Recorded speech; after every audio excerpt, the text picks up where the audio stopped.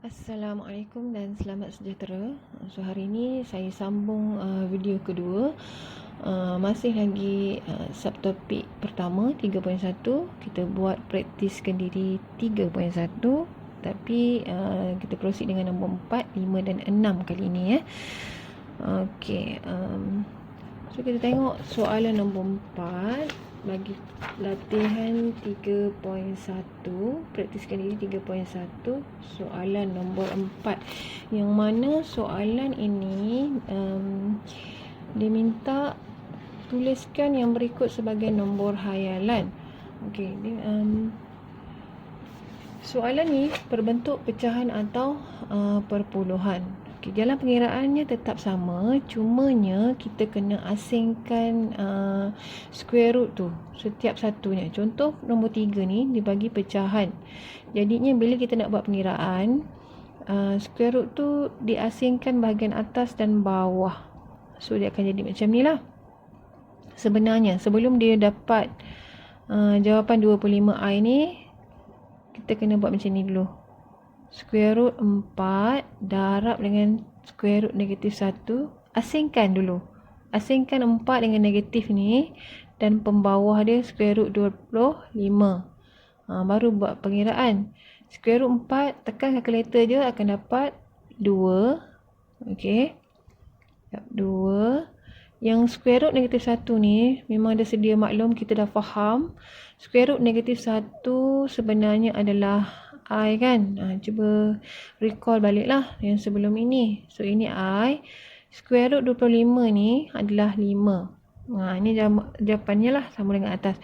Okay, penulisan dia, I ni kita boleh tulis di bahagian atas ataupun di bahagian tengah-tengah antara 2 dengan 5 ni. I tu boleh ditulis di antara 2 dengan 5. Penulisan tu sama saja, betul semuanya tu. Okay, tak kisah nak tulis atas ke tengah-tengah. Alright. Okay, contoh nombor 4. Nombor 4 ni dia bagi perpuluhan. Bila dibagi perpuluhan, perlu tukar kepada pecahan dahulu. Okay, macam mana nak tukar kepada pecahan? Tekan sahaja kalkulator 0.25, tekan sama dengan dia akan keluar 1/4. Okay, sebab tu kita dapat pecahan kat sini 1/4, negatif 1/4. Macam mana nak buat pengiraan square root negatif 1/4? Okay, sama saja macam tadi. Kita just asingkan dia punya square root. Okay, 1 darab yang negatif tu kena asing juga. Okay, negatif 1 kat ujung. Square root 4. Okay, tekan kalkulator, square root 1 tetap akan dapat 1. Okay, yang ini adalah I. Square root 4 adalah 2. That's why akan dapat 1/2 I. Okay, saya akan tunjuk beberapa soalan. Okay, tengok contohnya macam soalan B. Mungkin yang tak berapa faham untuk pecahan perpuluhan kan. Okay. Alright. Negatif 0.64. Square root negatif 0.64. Tukar dulu kepada pecahan. Okay, 0.64 tekan sama dengan akan keluar square root negatif 16/25. Okay, pengiraan dia, asingkan dulu square root tu satu per satu. Negatif ni 16 darab square root negatif 1. Kita asingkan negatif dengan 16 bahagian atas. Kemudian square root 25. Okay, tekan kalkulator, square root 16 4. Yang ini hujung ni akan dapat I. Square root 25 adalah 5. Okay, sangat simple sebenarnya. Okay, saya akan tunjukkan satu lagi untuk pecahan bercampur. Pecahan bercampur sama saja, cumanya kita tekan kalkulator. Kalau tak nak buat pengiraan biasa tu kan, 7 darab dengan 9 tambah dengan 1. Okay, dapat 74 kan. 64. Okay, nak dapat 64/9 sebenarnya. Ataupun tekan je 7 AB per C 1 AB per C 9. Tekan sama dengan. Ataupun kalau dia tak keluar 64 tu, tekan shift, tekan ABC. Dia akan keluarlah negatif 64/9. Alright. So asingkan dia punya square root ni satu persatu macam tadi. Macam tu. Square root 9. Square root 64 8. Square root 9 3. Square root negatif 1 I. Sangat simple sebenarnya. Soalan yang lain boleh selesaikan sebagai kehadiran. Okey, soalan nombor 5. Yang ini adalah pembahagian. Okey, pembahagian berulang. Tuliskan yang berikut sebagai nombor hayalan. Okey, dia bagi nombor ataupun angka yang bukan kuasa 2 sempurna sebenarnya. Kalau tekan kalkulator, square root 18 tu dia akan dapat perpuluhan lah. Okey, so kalau yang macam ni, kita kena gunakan pembahagian berulang. Pembahagian berulang ni sebenarnya kita kena ambil faktor yang paling rendah ataupun paling kecil dahulu. Contohnya nombor 5 ni, square root negatif 18. Macam mana dia buat pengiraan? Saya tunjuk ya. Kita ambil 18 dulu sebab negatif nanti kita tulis kat hujung dalam pengiraan lah, dan step dia. Kita nak dapatkan dia punya faktor dulu. Okay, ambil 18. Okey. Kalau dituliskan 18 ni sebenarnya adalah berapa darab berapa 18. Kita nak cari faktor dia kan. Okey, listkan kalau boleh. Listkan kat sebelah sini berapa darab berapa 18. Okey. 1 darab 18. 2 darab 9. 3 darab 6. Kita ambil faktor yang paling kecil. Jangan ambil 1 lah. 1 tu dah tak termasuk. Kita ambil faktor yang paling kecil. 2. Okay. So bahagikan dengan 2. Alright. Bagikan dengan 2 akan dapat 9. Okay. Tengok 9 pula. Okay. Listkan kalau boleh. Listkan kat sebelah sini. Okay. 1 darab 9. 3 darab 3. Ada lagi tak? Tak ada dah kan. So kita ambil 3. Bagikan 3. Bagikan 3. Okay. Dapat 3. Okay, 3 ni apa dia punya faktor dia? Apa dia punya perkali? 1 darab 3. Kita bahagilah 3. Bila dah dapat 1 kat bawah ni, kita boleh stop pengiraan. Okay. Dia punya pengiraan kat bawah tu mesti dapat 1. So kita boleh stop lah. Right. Kemudian yang kat sini, yang jawapan yang kita dapat tadi ni 2, 3, 3 ni kita kena tulis dalam dia punya square root tu. 3 ada berapa? 3 ada 2. Kuasa 2. Darab dengan 2 ada 1 saja, so 2 lah. Darab dengan negatif 1. Jangan lupa sebab soalan tu negatif 18. 3 kuasa 2 darab 2 ni adalah dia punya perkali untuk dapatkan 18 tadi tu.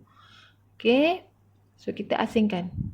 3 kuasa 2 ni 9. 3 kuasa 2 ni 9. Darab square root 2. Yang ini square root negatif 1 ni terus tulis I kat situ. Okay, tekan kalkulator, square root 9 dapat 3. Square root 2 ni tak boleh selesai dah. Kalau tekan kalkulator pun akan dapat perpuluhan. Okay, so just tulis sahaja 2I. So ini jawapan. Alright. Kita tengok satu lagi contoh. Nombor 6 saya terangkan. Nombor 6. Okay, kita nak cari pemfaktoran bagi 48. So kita kena buat pembahagian berulang lah. Okay, so saya tunjuk kat sini macam mana boleh dapat 2, 2, 2, 3 ni. Okay, so tuliskan 48. Okay, 48 ni dia punya perfaktor tu adalah banyak kan. 1 darab 48, 2 darab 24. Kan? Banyak bla bla bla. Kita ambil yang paling kecil lah. Bagi dengan 2. Okey, bagi dengan 2 akan dapat 24. Bahagi lagi dengan 2. Okey, make sure bila kita tekan kalkulator, contohnya 24 bagi 2 kita terus dapat dia punya nilai kan, tak ada perpuluhan. Kalau dapat nilai tu maksudnya itu bukan dia punya faktor lah. Okey, kena cari nombor lain. Sebab tu kita lebih mudah kita ambil nombor yang paling kecil. Mulakan dengan nombor yang paling kecil. Alright, so kita akan dapat 12. Okey, bahagi lagi dengan 2. Okey, bagi lagi dengan 2 akan dapat 6. Okey, 6 Sifir dia 2 paling kecil kan. Bagi lagi dengan 2, dapat 3. 3 bahagi dengan 3 supaya last dia tu 1 dan kita boleh stop buat pembahagian. So kat tepi-tepi ni, yang ini kena kira lah berapa dia punya bilangan tu. So kita kena tulis dalam dia punya square root. 2 tu ada 4. So kuasa 4. 3 ada 1. Jangan lupa negatif 1 sebab soalan tu negatif 48. Asingkan dia punya square root lah. 2 kuasa 4, tekan kalkulator dapat 16. Square root 3 tulis saja, negatif 1 tulis I. Okay, tekan kalkulator square root 16 sebenarnya adalah 4. Square root 3 tu tak ada jawapan. Kalau sebenarnya ada jawapan tapi negatif. Kita tak nak dia perpuluhan. Tak nak perpuluhan, just tulis balik square root 3 I. That's why dia dapat macam ni. Okay, saya tunjukkan satu soalan.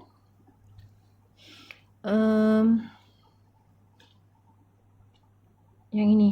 Yang 180 tu. Nampak macam susah kan? Okay, 180 ni. Kita ambil 180 saja. Negatif tu nanti kita just letak dalam dia punya square root. Alright. Saya ambil nombor yang paling kecil, 2 lah of course. So akan dapat kat sini 90. Saya bahagi lagi 2. So akan dapat 45. 45 tak boleh nak bahagi dengan 2. Kalau kita bahagikan dengan 2 akan dapat perpuluhan. So nombor yang paling kecil boleh dibahagi dengan 45 adalah 5. So bila bahagi dengan 5 akan dapat 9. Okay. 9 bahagi dengan nombor yang paling kecil boleh kita bahagi adalah 3. Tak boleh bahagi dengan 2 dah. Okay. Bahagi dengan 3, so akan dapat 3. 3 bahagi dengan 3 dapat 1. So then kita boleh stop pengiraan. Alright, so kita tengok kat sini dia punya bilangan tu nanti kita kira lah. Kita buat square root. Okay, 2 ada berapa? 2 ada kuasa 2. Okay. 3 ada pun kuasa 2. 5 ada 1 saja. Jangan lupa tulis dia punya negatif 1. So kita asingkan dia punya square root. 2 kuasa 2 4. 3 kuasa 2 9. Square root 5 tulis balik. Yang ini terus tulis I hujung. Okay. Right, tekan kalkulator. Square root 4 2. Darab dengan square root 9 3. Square root 5I. 2 dengan 3 kita boleh darab. Itu akan dapat 6. Square root 5I. Okay, mudah je. Alright, untuk pecahan saya tunjuk satu lagi untuk G. Alright, kat sini kalau kita tengok negatif 27 per 4. 4 ni nombor kuasa 2 sempurna. Sebab kalau kita tekan kalkulator square root 4 akan dapat 2 kan. Tapi 27 ni bukan kuasa 2 sempurna. So kita kena buat pembahagian berulang. Ambil 27 bahagi dengan berapa? Nombor yang paling kecil dengan dia. Okay, 1 darab 7, 3 darab 9. Okay, tak ada lain dah kan? 3. Okay, bagi dengan 3. Dapatlah 9 di sini. Okay, 9. Saya kata ambil nombor yang paling kecil dia kan? Okay, kita pun ambil 3. Dapat 3. Okay, 3 pun bagi dengan 3 supaya dapat 1. Dah boleh stop. Okay, tengok kat sini dia ada 3. Kita pun tulislah 3 kuasa 3. Darab dengan negatif 1. Betul? Kat bawah ni square root 4. Kalau kita perhatikan, 3 kuasa 3 sebenarnya 27. I per 2 kan bawah dan. Okay. Yang ini takkan settle sebenarnya. Takkan settle sebab bila kita tekan kalkulator square root 27, dia akan dapat perpuluhan. Something lah. Okay. Di sini kita kena pemudahkan lagi. Kita tak nak macam ni. Kita terus ambil yang 3 ni tak boleh kan, kita just terus bahagi dengan 9. Kita skip macam tu supaya dia punya jawapan tu boleh selesai. So kat sini kita akan dapat dalam ni 3 darab 9 darab negatif 1. Dia macam tu per square root 4. Right. So kita asingkan square root 3. Square root 3 square root 9 I square root 4. So kita selesailah. Yang ni tak boleh nak selesai dah. Kita tulis saja square root 3. Yang ini kita boleh selesai 3. Ni square root 4 ni dapat 2. Okey, dapat 2 Sekejap. Square root 4 dapat 2. Yang ni dapat I. So jawapannya 3 square root 3I per 2. Macam tu. Alright. Yang mana tak faham boleh PM saya. Saya boleh terangkan sekali lagi. Okay. Untuk yang H ni, kita tukar dulu kepada pecahan. Bila dah tukar kepada pecahan, baru boleh buat pengiraan. Tengoklah kalau kena buat pembahagian berulang, perlu buatlah. Alright, soalan nombor 6. Soalan nombor 6 ni, dia minta tuliskan nombor berikut kepada nombor kompleks. Okay. Kita tengok nombor berikut. Okay, kita tengok kat sini. Kalau kita perhatikan 3 tambah negatif square root negatif 81 ni, nombor-nombor ini adalah nombor kuasa 2 sempurna. So tak perlu pun kita buat pembahagian berulang. Melainkan kalau soalan tu ataupun angka itu dia bagi bukan kuasa 2 sempurna. Kalau angka tu bukan kuasa 2 sempurna, kena buat pembahagian berulang. Macam soalan nombor 6 ni, dia dah direct nombor kuasa 2 sempurna. Just tekan kalkulator square root berapa-berapa. Okey, akan dapat jawapan lah. Contoh kat sini, dia bagi 3 tambah square root negatif 81. 3 ni tak perlu ubah lah. Square root negatif 81 ni adalah 9. Kenapa? Sebab 81 darab dengan negatif 1. Square root 81 adalah 9. Square root negatif 1 adalah I. That's why kita dapat macam ni. Samalah macam sebelah nombor 8. Nombor 8.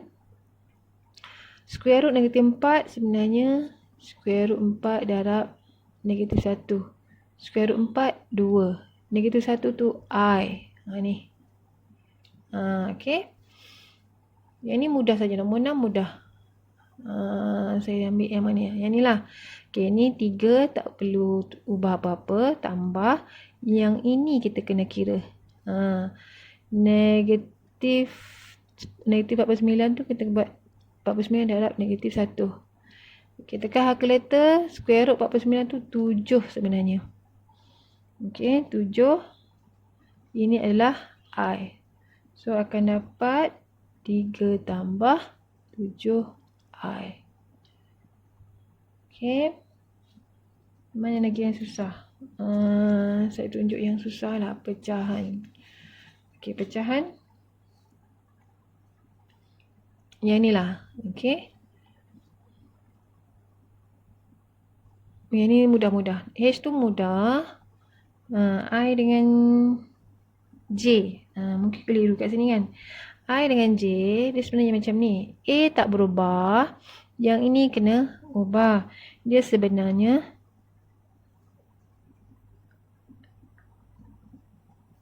soalan tu dia tinggal negatif tu sebenarnya. Okey, soalan tu tinggal negatif dalam modul awak tu. Okey, tambah. Okey, yang ini sebenarnya B kuasa 2 square root darab dengan negatif 1. So, ini akan dapat B saja. Ini dapat I lah. So, A tambah I. Okey, sebab square root B kuasa 2, B lah kan. Yang ini dapat I. Okey, yang ini X tolak. Okey, yang ini square root 4Y kuasa 2 darab dengan square root negatif 1. Square root 4 ni, square root 4 akan dapat 2.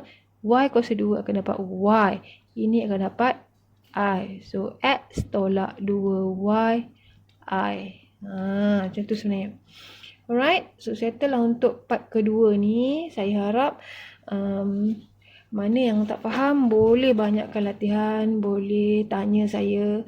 Okay. Itu saja untuk kali ini. Terima kasih.